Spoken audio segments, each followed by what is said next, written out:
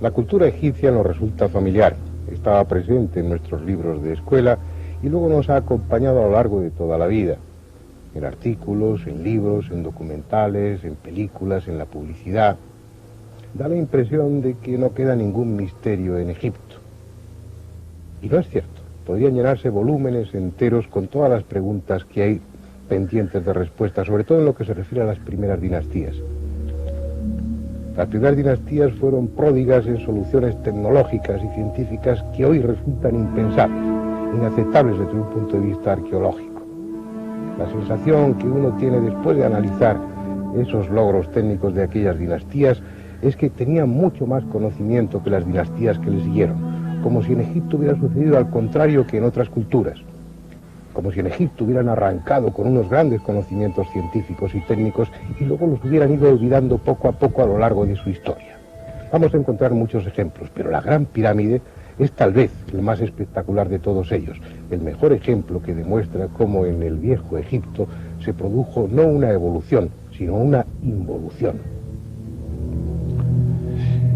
Ahí está, indiferente y hermética, sin desvelar el misterio de su origen y de la técnica que utilizaron quienes la construyeron, tan ajena a nosotros y a lo que le rodea como pudiera serlo una pirámide marciana. 2,5 millones de bloques de piedra, casi 3 millones de metros cúbicos de volumen y 7 millones de toneladas de peso. Una obra colosal e irrepetible. Y ni siquiera sabemos si fue tumba, si fue templo, si fue el compendio del conocimiento acumulado por una cultura desaparecida, o si simplemente fue un monstruoso disparate puesto en pie por una generación de locos geniales. Ya los viajeros de la época clásica manifestaron su asombro ante la magnitud de la obra y la presunta carencia de medios técnicos que tuvieron sus constructores. La arqueología, que con frecuencia no tiene la menor idea de física, de matemáticas o de geometría, despachó el asunto a base de centenares de miles de obreros y décadas de trabajo, sierras de cobre y rampas de tierra. Es una de las explicaciones más estúpidas que puedan darse sobre la técnica de construcción utilizada. Sin embargo, es la que ha prosperado. Por otra parte, el descubrimiento durante el siglo pasado de que la Gran Pirámide guardaba relación con los números pi y phi puso en marcha a una legión de soñadores. Gentes que buscaban en las medidas de la Gran Pirámide la solución de todos los problemas, ya fuesen humanos o divinos. Una especie de enfermedad que podríamos llamar piramidomanía, que contagió a sesudos varones, que se lanzaron a las más locas especulaciones. Como veremos, a la Gran Pirámide le sobran misterios sin necesidad de deformar la realidad, misterios que tienen que ver con algo tan tangible y sólido como las propias piedras de las que está hecha. Esos misterios guardan relación también con las medidas, pero medidas tomadas seriamente, rigurosamente, meticulosamente, algo que no se produjo hasta que no apareció en esta tierra un arqueólogo dispuesto a hacerlo concienzudamente. Y me refiero, claro está, a Petrie. Fue a finales del siglo pasado cuando llegó a Egipto Sir William Matthews Flinders Petrie, trayendo con él todo un completísimo equipo de medición que incluía teodolitos de alta precisión, niveles ópticos, calibres micrométricos con vernier, goniómetros adaptados a ángulos de 90 grados, 51 grados y 50 minutos y 26 grados y 20 minutos, catetómetros, anteojos de colimación, cintas de Invar, termómetros de Beckman y toda una serie de instrumentos de la más variada índole. Sus mediciones, las más perfectas que se han realizado hasta ahora, corroboradas años más tarde por Burckhardt, Cole y Pochan, han proporcionado datos fiables y precisos para, partiendo de ellos, llegar a conclusiones irreprochablemente científicas al tiempo que arqueológicamente desestabilizadoras. Antes de seguir adelante, es preciso tener claro que la arqueología se basa en hallazgos y en comparaciones con las culturas vecinas o contemporáneas a aquella que se está estudiando. Por ejemplo, aunque Heródoto menciona que los antiguos griegos establecieron colonias en el delta del Nilo y el propio Petrie encontró una estatuilla que lo confirmaba, la arqueología negó que hubieran existido tales colonias griegas en Egipto hasta que en el curso de unas excavaciones se encontraron con las ruinas de una de ellas. Con ese mismo razonamiento, al no encontrar en excavaciones, inscripciones y textos egipcios datos de tipo científico o técnico, la arqueología da por supuesto que en el antiguo Egipto carecieron de la tecnología más elemental y vivieron en la más absoluta ignorancia científica. Y de acuerdo a los datos con los que cuenta la arqueología no les falta razón. La rueda comenzó a usarse en Egipto en la dinastía XII. La primera mira de observación y la primera plomada aparecieron al final de la dinastía XVIII. Los primeros textos astronómicos aparecieron en sarcófagos de la dinastía XI y además reflejan una astronomía muy elemental. El papiro Rin de la dinastía XIII tiene el nivel científico equivalente al segundo curso de enseñanza primaria. El vidrio aparece en la dinastía XIV y los primeros cuchillos de hierro son de la dinastía XXVI. Cuando aparecen en Egipto conocimientos matemáticos y astronómicos de un cierto nivel es en la época tolemaica, entre el año 300 y el año 32 a.C., es decir, ayer mismo.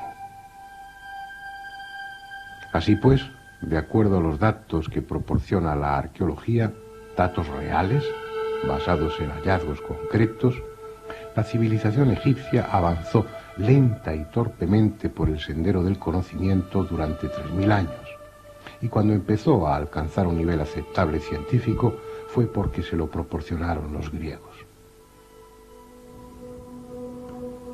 Bien, como veremos en este documental, esas realidades arqueológicas, indiscutibles y perfectamente fiables, están en oposición con otras realidades también evidentes, también absolutamente fiables, que demuestran que en las primeras dinastías se alcanzó un nivel técnico y científico muy superior al de las dinastías siguientes, en algunos aspectos superior incluso al que tenemos hoy en día.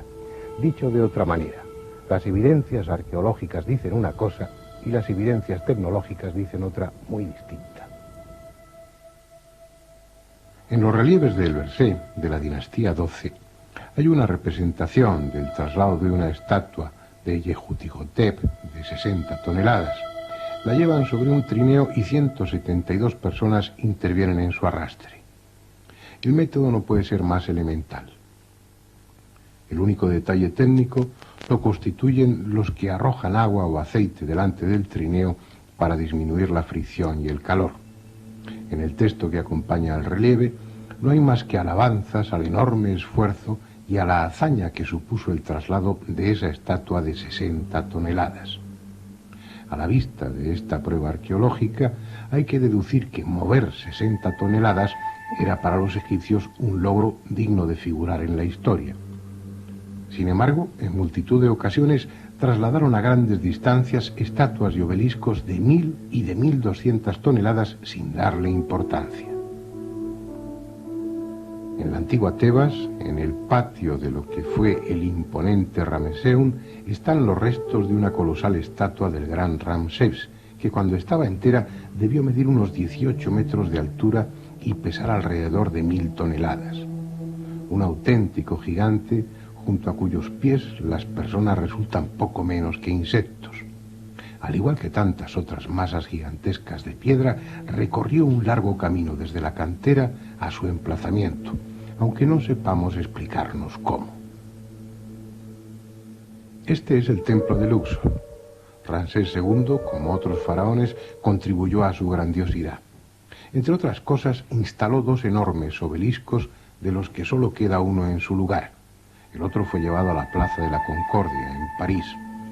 De acuerdo a los datos arqueológicos, este obelisco solo pudo trasladarse a base de brazos y de sudor, lo que quiere decir que hicieron falta unos 3000 hombres en terreno llano y 8 o 10.000 si hubo que superar alguna pendiente de un 30%. Y los trasladaron más grandes, sin que esas hazañas figurasen en relieve alguno.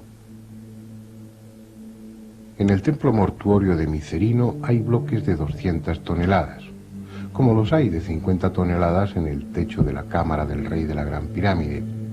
y aunque el peso medio de los bloques de esta última sea solo de 2,5 toneladas, si se piensa que hay unos 2,5 millones de esos bloques, habrá que convenir en que se trata de demasiado esfuerzo. A Heródoto, que anduvo por aquí en el siglo V a.C., le dijeron que en la edificación de esas pirámides se habían utilizado máquinas, aunque ya nadie sabía de qué tipo.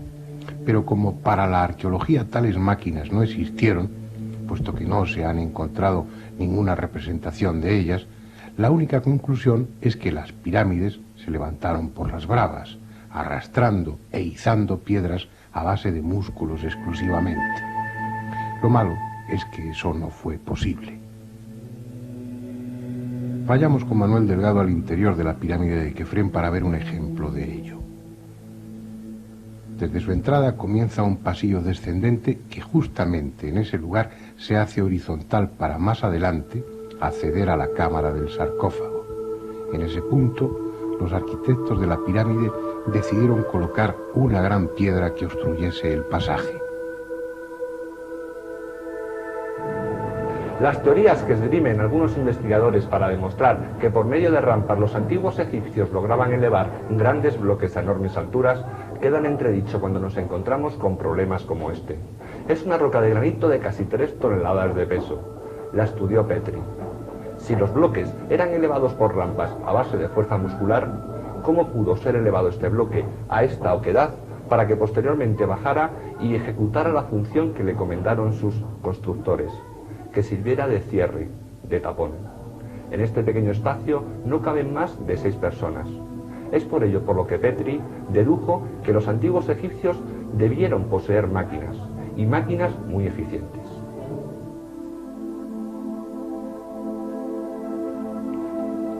Es probable que en libros o revistas hayan visto ilustraciones como estas. Al carecer de máquinas, según la arqueología, el único sistema era ir haciendo rampas de tierra y cascotes al mismo tiempo que la pirámide iba creciendo. Rampas, cuerdas, rodillos y esfuerzo, mucho esfuerzo.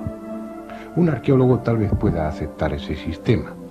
De hecho, es el único que aceptan, pero un técnico no puede estar de acuerdo. Como ya han demostrado los ingenieros, entre ellos Krum, esas rampas hubieran significado un trabajo igual o mayor que el de la propia pirámide. Los rodillos tampoco son la solución. Primero, por la falta de madera adecuada, y segundo, porque no servirían en un terreno arenoso. Traten de imaginar el diámetro de cada rodillo, la firmeza necesaria del piso y el esfuerzo para subirlos por una pendiente cuando se tratasen de bloques de 50, 100 o 200 toneladas. Es sencillamente imposible. Resulta inevitable admitir que poseían técnicas muy superiores a las que la arqueología les atribuye. Técnicas posiblemente distintas a cuanto estamos en condiciones de imaginar, entre las que, por increíble que parezca, podría incluirse la de ablandar la piedra. Este es el famoso obelisco inacabado de las canteras de Asuán. Mide 47 metros de longitud y no llegó a terminarse, aparentemente por haberse roto en las últimas fases de su construcción. No entraremos en lo que hubiese supuesto su traslado una vez concluido. Estamos ante él por otra razón. Fíjense en la extraña forma de cortar la roca que utilizaron los canteros y cuyas huellas son perfectamente visibles tanto en el obelisco como en la piedra madre en la que se estaba labrando. Anchos surcos verticales. No se trata obviamente de un adorno, puesto que el pulido final del obelisco los habría hecho desaparecer. Parecen otra cosa. Parecen el surco dejado por un instrumento que hubiera rebanado la piedra, similar al que una cucharilla deja en la mantequilla o en una tarta blanda. Puede resultar absurdo, pero es lo que esas huellas parecen. La cuestión es si hay algún otro dato que permita apoyar la hipótesis de que los antiguos egipcios conocían un sistema para ablandar la piedra. Vamos a verlo. Cerca de Asuán hay varias islas bañadas por el Nilo. En una de ellas, la de Segel, el egiptólogo Wilbur descubrió en el siglo pasado una extensa inscripción a la que hoy se conoce como Estela de Famine. contiene 2.600 signos jeroglíficos que se terminaron de descifrar en 1935 por el arqueólogo francés Barquet. Según el texto contenido en esa estela, el dios Nun se apareció en sueños al faraón Zoser, comunicándole la técnica que debía emplear Imhotep, su arquitecto, para preparar una mezcla con la que obtener piedras artificiales. En las columnas jeroglíficas de la estela, comprendidas entre la sexta y la 18ª, se enumeran 29 minerales y diversas sustancias químicas que habrían de ser utilizadas para preparar una especie de piedra artificial que pasaría por natural a los ojos del pueblo y que solo los expertos podrían identificar. Lo hicieron. El físico Klein, con un amplio equipo de colaboradores, estudió en la década de los 70 más de 25 muestras provenientes de diferentes piedras de la Gran Pirámide y publicó los resultados de su trabajo en el año 1979 en el segundo Congreso Internacional de Egiptología celebrado en Grenoble. La conclusión era que cada roca resultaba diferente a las demás, como si no procedieran de la misma cantera y hubieran sido llevadas desde distintas partes de Egipto. Pero además, esas piedras poseían una característica muy especial. Un bloque de piedra natural suele tener una consistencia homogénea. Sin embargo, los que estudió Klein tenían una mayor densidad en la parte superior que en la inferior. Esta es la cantera de Mokatán, vista desde la ciudad de los muertos, el enorme cementerio construido por los mamelucos y que hoy sirve de vivienda a más de 1,5 millones de personas que carecen de mejor sitio para cobijarse.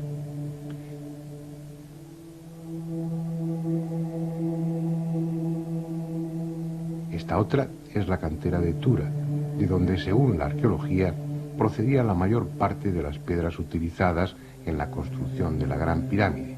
Hoy es una cárcel.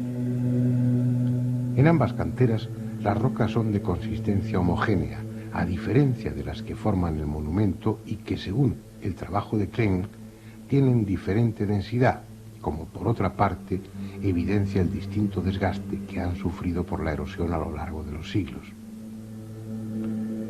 Si lo contenido en la estela de Famine es cierto, como parece confirmar la investigación de Klein, algunos hallazgos insólitos encontrarían plena justificación, como esta curiosa piedra, encontrada por Manuel Delgado en la meseta de Guisa, que pese a su extrema dureza, parece haber sido moldeada y aplastada entre las manos, con la peculiaridad añadida de una impresión circular en cada una de sus caras que sugiere en todos sus detalles la desestabilizadora idea de que fue practicada cuando esa piedra tenía una consistencia blanda, incluida una mayor convexidad en la parte que queda por dentro de la huella circular. Pero hay más. El profesor Davidovich, químico del Instituto Geopolimérico de París, profesor de la Universidad de Toronto y director del Instituto de Ciencias Arqueológicas Aplicadas de la Universidad de Barry en Florida, ha proporcionado nuevas pruebas que apoyan tan fantástica hipótesis. En 1974 se hicieron mediciones con ondas de alta frecuencia en las pirámides. Científicos del Instituto de Investigaciones de Stanford y de la Universidad de Ain Sham de El Cairo pretendían encontrar cámaras ocultas mediante la propagación de ondas a través de bloques de piedra que supuestamente carecen de humedad. Pero el resultado fue otro. Las ondas, en lugar de atravesar las piedras de las pirámides, fueron absorbidas por ellas. ¿Por qué? Porque, en contra de lo que parecía lógico, las piedras de las pirámides contienen una enorme cantidad de agua. Un porcentaje de humedad no solo superior al de la piedra natural, sino además con una extraordinaria distribución, puesto que cada bloque de piedra tenía más humedad por una parte que por la otra, lo que confirmaba las diferencias de densidad observadas por Klein. Por si fuera poco, Davidovich encontró en el interior de varias muestras de piedra restos de uñas, cabellos y fibras textiles. En su libro, La pirámide, un enigma resuelto, escrito en colaboración con Margie Morris, incluye esta fotografía en la que aparece un cabello humano incluido dentro de una muestra de piedra procedente de la Gran Pirámide. Tal vez debamos empezar a plantearnos que quienes hicieron la pirámide no fueron canteros, sino químicos. Claro está que tales hallazgos e investigaciones dejan fríos a los arqueólogos convencionales, que prefieren ignorarlas antes que modificar los esquemas que tanto trabajo les ha costado construir. Lo malo es que esa actitud les coloca con frecuencia en un auténtico callejón sin salida. Por ejemplo, según la arqueología académica, en el Imperio Antiguo desconocieron el hierro, es decir, en la época en que fueron construidas las pirámides de Giza, el único metal que poseían era el cobre. Y esa afirmación plantea un problema técnico sin solución posible, porque con herramientas de cobre es imposible trabajar materiales como el cuarzo, el granito, el pórfido o la diorita. Cualquiera puede hacer la prueba llevando un trozo de diorita, fácil de adquirir en cualquier tienda de minerales, a un taller e intentar perforarla con un taladro actual, provisto de una broca de diamante sintético de dureza 11. Cuando lo hayan hecho, verán si es admisible que en el Imperio Antiguo trabajesen la diorita con herramientas de cobre. Pregúntense cómo tallaron y perforaron estatuas como esta, la del faraón Kefren, realizadas en una sola pieza de diorita verde. No hay respuesta arqueológica, como no la hay para la cuestión de cómo trabajaron el granito en las canteras sin cinceles de hierro. En las canteras de Asuán se pueden ver aún muchos agujeros y ranuras rectangulares profundas y estrechas. En ellas metían cuñas de madera que luego mojaban. Al hincharse la madera por efecto del agua, el granito terminaba rajándose. La cuestión es que esos orificios para introducir cuñas jamás pudieron hacerse con herramientas de cobre.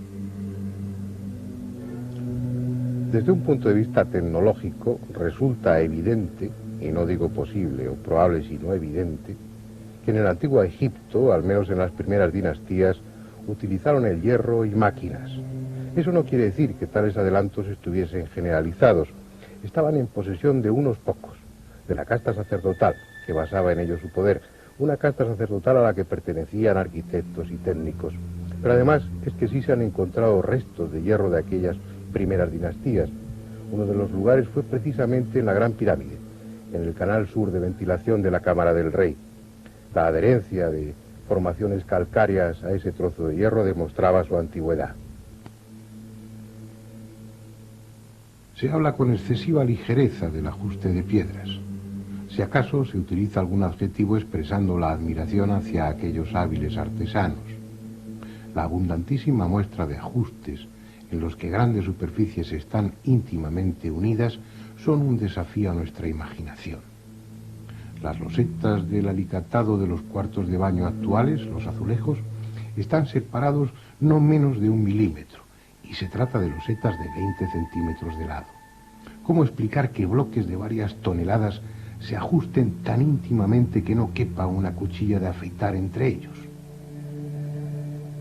Otro ejemplo, los vasos de diorita del Imperio Antiguo.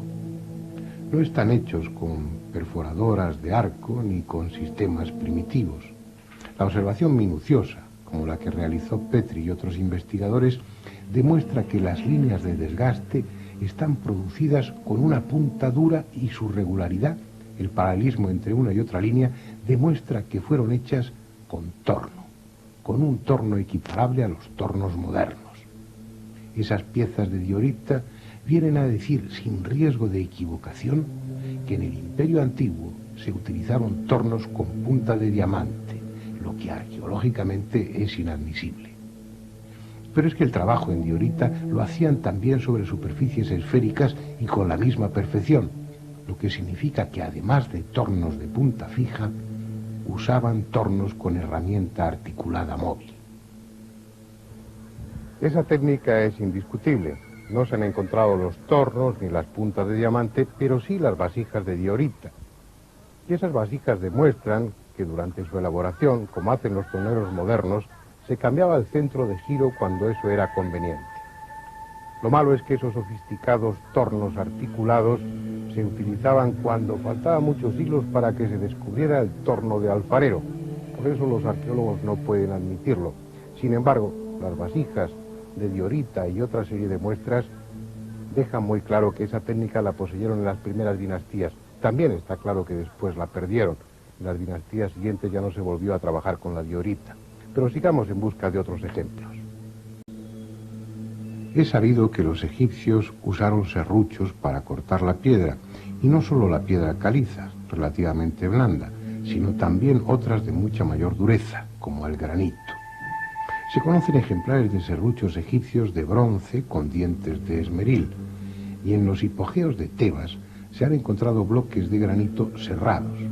Pero estudiando las huellas dejadas en cada paso de sierra, se descubre que actuaban con una enorme presión, y que obviamente no pudieron ser de bronce y esmeril.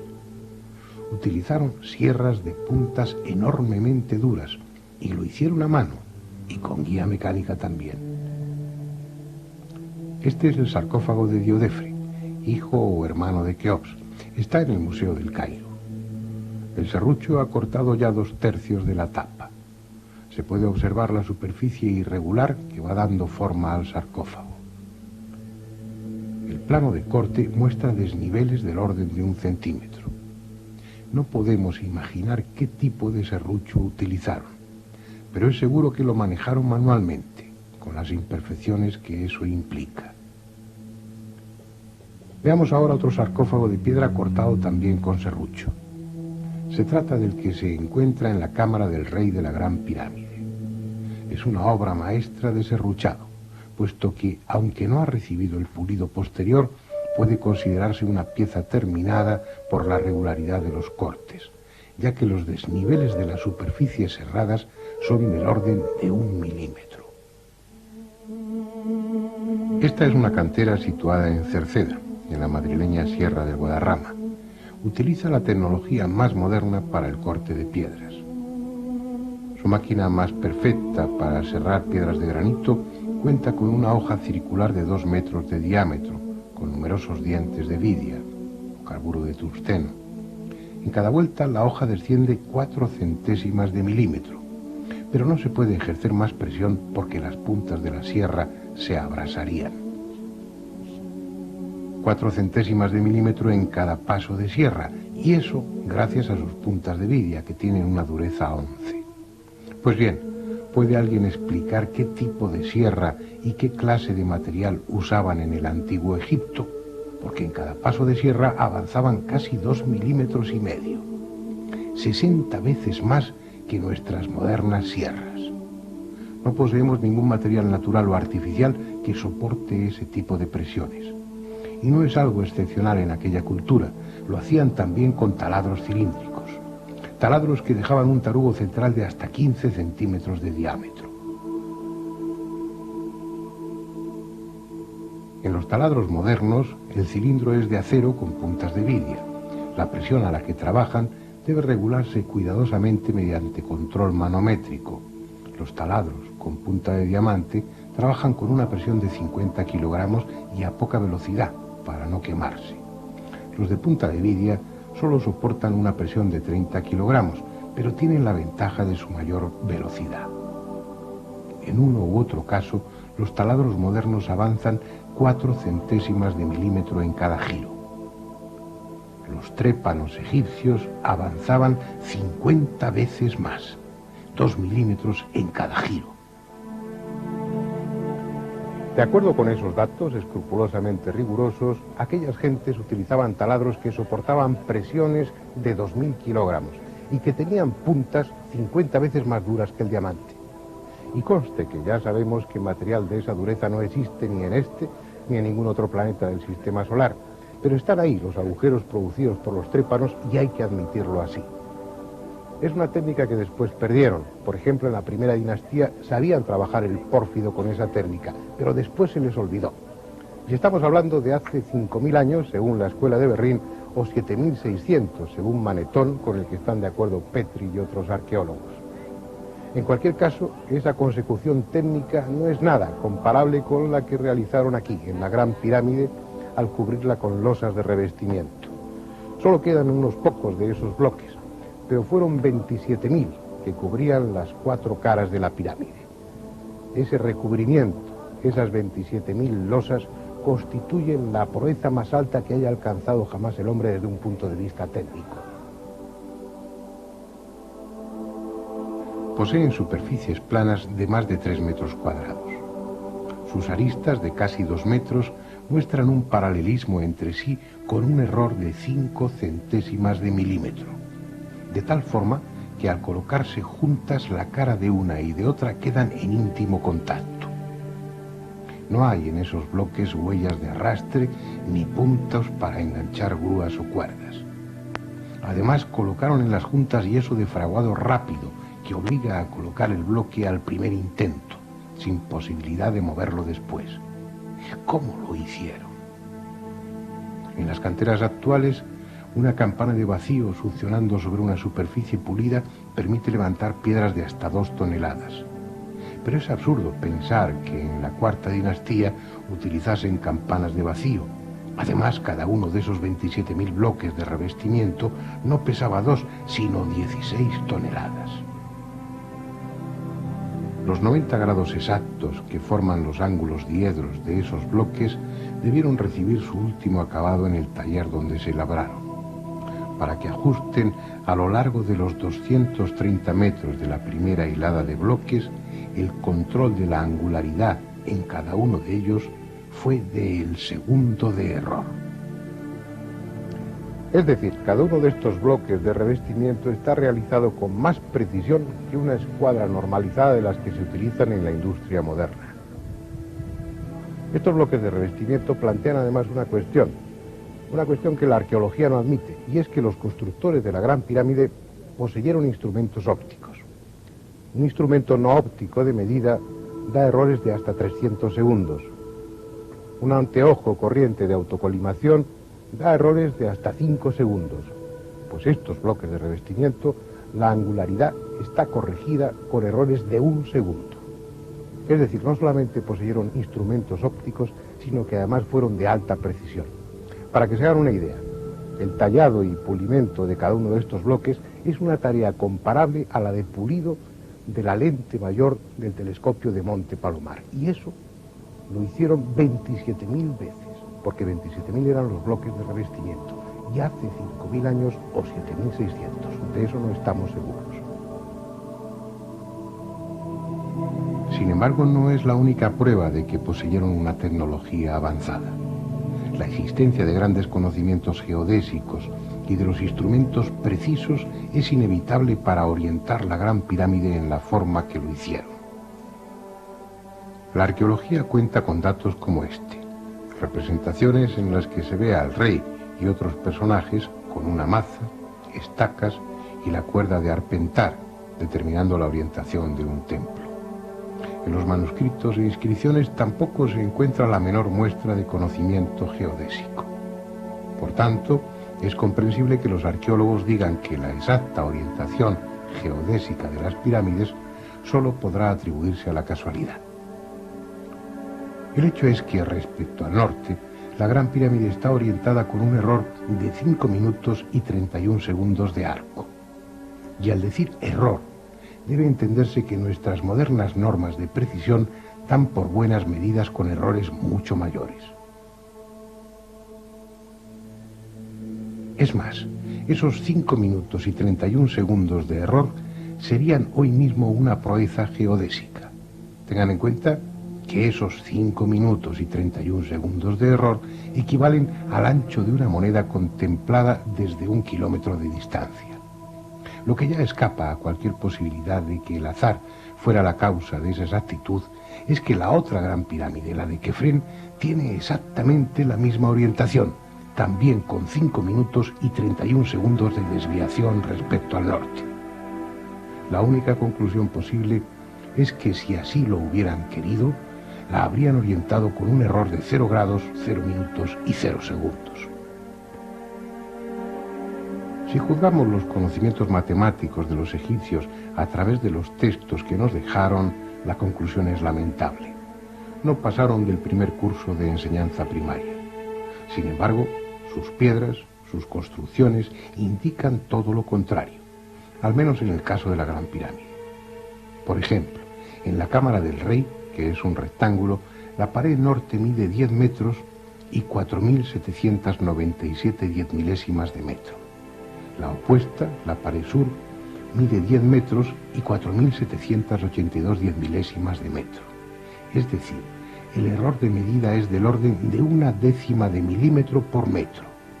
El mismo error que hoy se acepta para los prismas ópticos. Pero veamos si esa precisión se mantiene en superficies mucho mayores, por ejemplo en la base de la Gran Pirámide.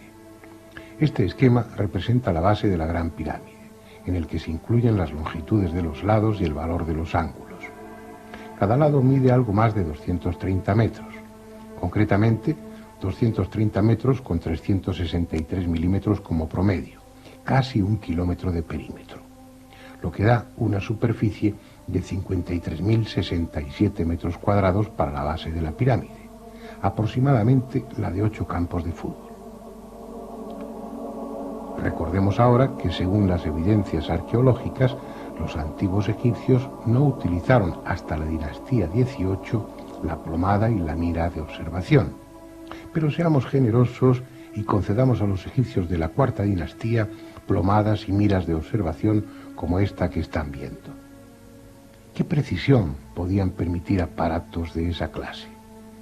Es difícil calcularlo, pero si tenemos en cuenta que instrumentos mucho más modernos, como el astrolabio, la ballestilla o las escuadras de pínulas y de espejos dan errores de 30 a 20 minutos, habremos de convenir en que el merjet egipcio, que es el instrumento que acabamos de ver, daría errores como mínimo de 30 minutos. Pues bien, volvamos al plano de la base de la pirámide. En un cuadrado de más de 53.000 metros cuadrados de superficie, el ángulo noroeste mide 89 grados, 59 minutos, 58 segundos. Es decir, por 2 segundos de error no es un ángulo recto perfecto. ¿Qué significa eso? Significa que es imposible, absolutamente imposible, que los arquitectos de la Gran Pirámide utilizaran el merjet o cualquier sistema no óptico de medida. Eso significa que es inevitable, repito, inevitable, que utilizasen instrumentos ópticos, además de alta precisión, tan buenos como nuestros modernos teodolitos. Cualquiera que sostenga que la orientación y las medidas de la Gran Pirámide fueron realizadas a ojo desnudo y con cuerdas, no sabe de lo que está hablando. Otra prueba de la precisión técnica utilizada en la construcción de la Gran Pirámide la encontramos en la horizontalidad de su base, sobre todo si tenemos en cuenta que los constructores dejaron sin labrar la piedra de la meseta en el centro y solo rebajaron el perímetro. Ese mojón de piedra central impidió que las direcciones diagonales se pudieran tener en cuenta en el momento de nivelar. Solo lo pudieron hacer por el perímetro. A pesar de todo, si comparamos dos ángulos opuestos, el noroeste y el sureste, veremos que la diferencia de altura entre uno y otro es de 1,5 centímetros. Esa diferencia de altura representa un error de 4 centésimas de milímetro por metro, lo que concuerda con la rigurosa exactitud presente en todas las medidas a las que nos hemos referido. La única conclusión posible es que el nivel científico y técnico de quienes construyeron la Gran Pirámide era muy superior al de las siguientes dinastías. Este edificio singular responde a un plan único mantenido fielmente desde el primer golpe de pico hasta la colocación de la última losa de revestimiento. No es una afirmación gratuita. En septiembre de 1935 tuvo lugar un descubrimiento que demostraba cómo la Gran Pirámide respondía a un plan definido y único desde que fue trazada sobre el tablero de dibujo. Ya Petrie, el sagaz mensurador de la Gran Pirámide, había observado que la cara sur de la construcción no era lisa, sino que estaba constituida por dos planos que formaban entre sí un ángulo de 27 minutos de arco. Él lo atribuyó a que por alguna razón técnica la capa de revestimiento del centro de la cara era más gruesa. Sin embargo, se equivocaba.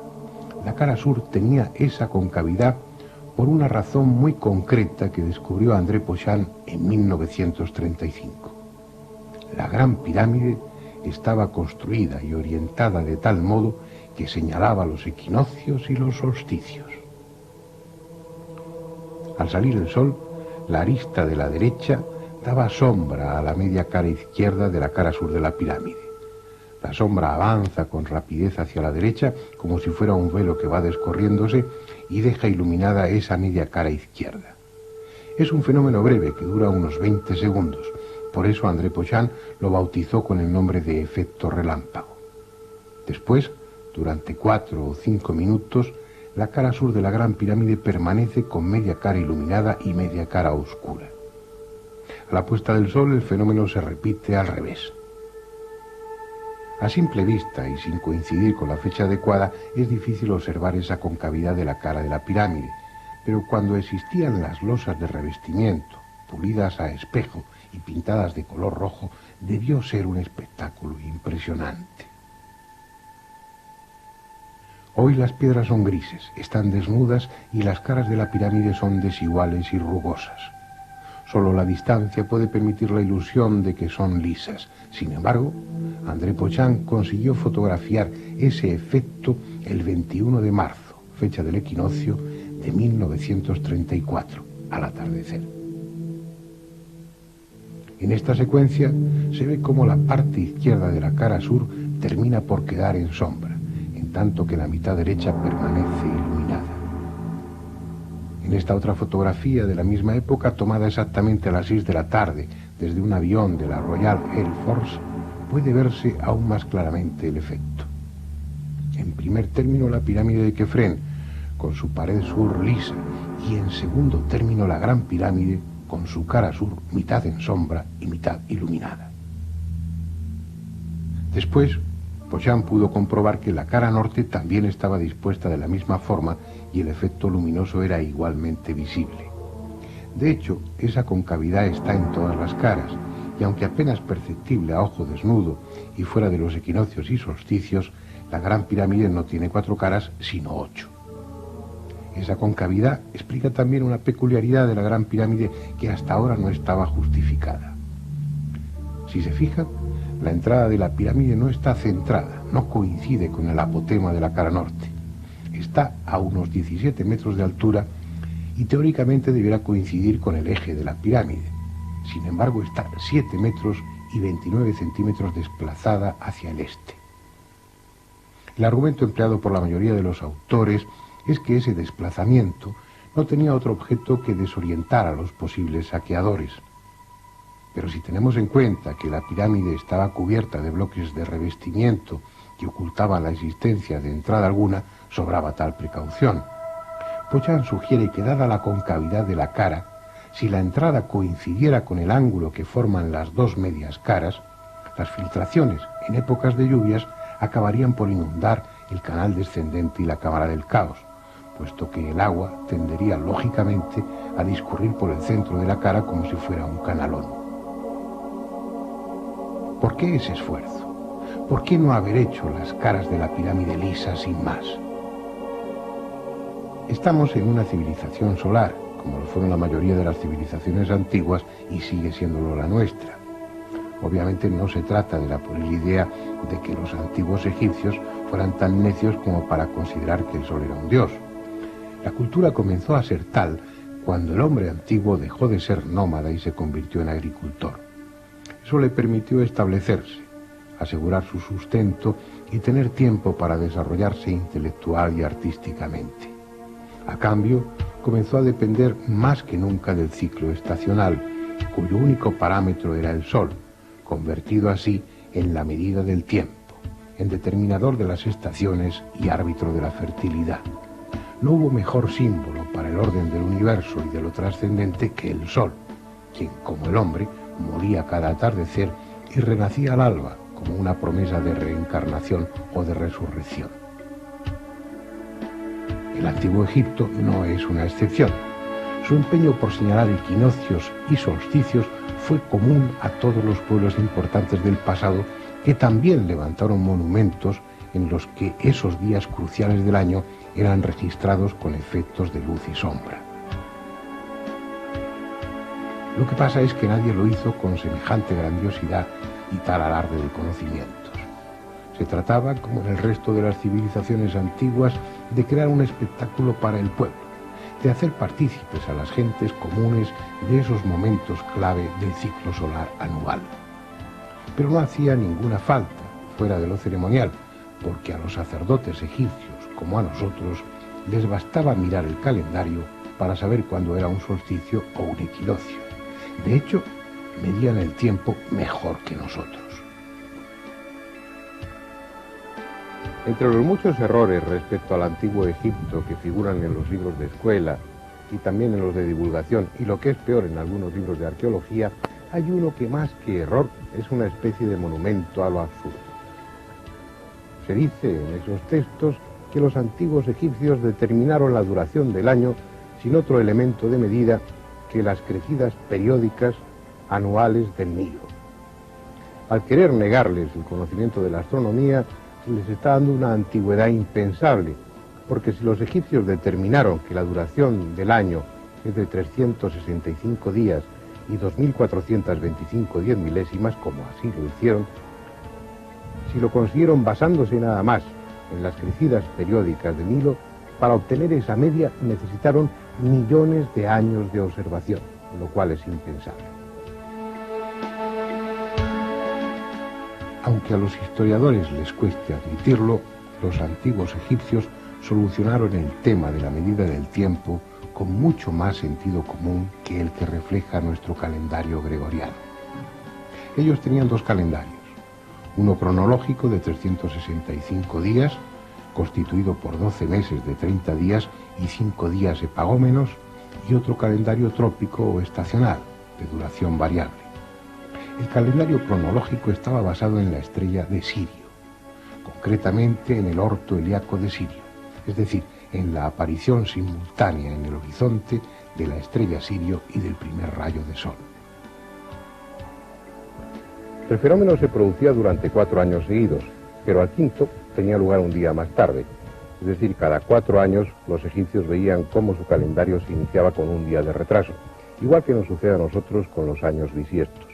Para que el orto helíaco de Sirio volviera a coincidir con el primer día del año, es preciso que pasaran 1460 años. Ese periodo tenía una gran importancia para la cronología egipcia. Era un ciclo completo, un periodo exótico. Y con él además se plantea una cuestión muy interesante. Según la arqueología convencional, la historia de Egipto, es decir, la primera dinastía, no se remonta más allá del año 2780 a.C. Algunos admiten que puede ser más antigua, hasta el año 4242 a.C. Pero si para ellos el ciclo zodiaco de 1460 años era cronológicamente fundamental ya desde las primeras dinastías, ¿cuánto tiempo de observación fue preciso para que los astrónomos egipcios se dieran cuenta de la duración exacta de ese ciclo? 3 periodos de 1460 años, 4, 5, aún admitiendo la posibilidad de que con 3 de esos periodos se convencieran de su exacta duración y lo incorporaran como un ciclo cronológico fijo a su calendario, habría que retrasar la historia de Egipto no menos de 4380 años. Sin duda alguna, los calendarios egipcios son predinásticos. Con ellos se penetra en una etapa desconocida de Egipto de la que solo existen referencias, y tan desestabilizadoras desde un punto de vista histórico que produce escalofríos admitirlas.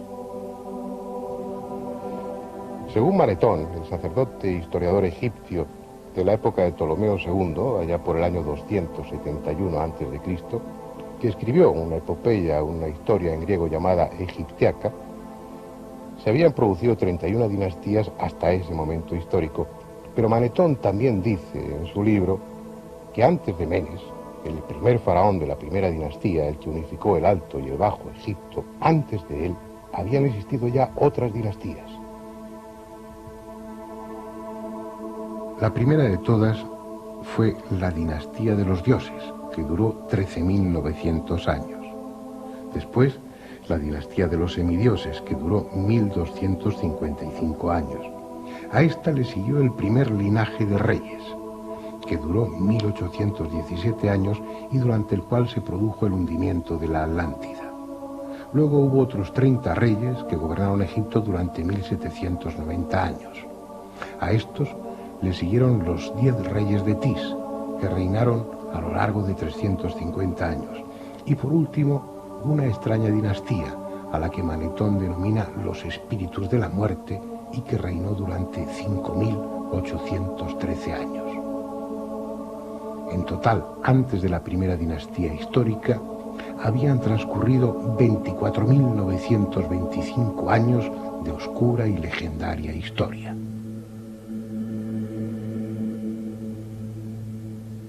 Si a eso añadimos los 5.619 años que según Manetón habían transcurrido desde Menes, el primer faraón de la primera dinastía, hasta el nacimiento de nuestra era, resulta que antes de Cristo ya habían transcurrido 30.544 años de historia egipcia. Sin duda es una cifra demasiado espectacular, pero nadie mejor que Manetón para conocer la historia de su pueblo, puesto que él era sacerdote del templo de Amón en Heliópolis y tenía a su alcance los archivos secretos. Además, si los historiadores le dan crédito en cuanto a la cronología de las dinastías egipcias, ¿por qué no darle crédito también en lo que se refiere a la época predinástica? Posiblemente se haya exagerado y se pueda dividir por 10 esa cifra. Entonces la historia de Egipto habría comenzado hace 10 o 12.000 años, lo que parece más razonable. Lo que no es razonable en modo alguno es que aquí, en esta tierra, de repente, como surgida de la nada, apareciera una cultura perfectamente desarrollada. Fue necesario un largo periodo de tiempo para que la Gran Pirámide fuese gestada.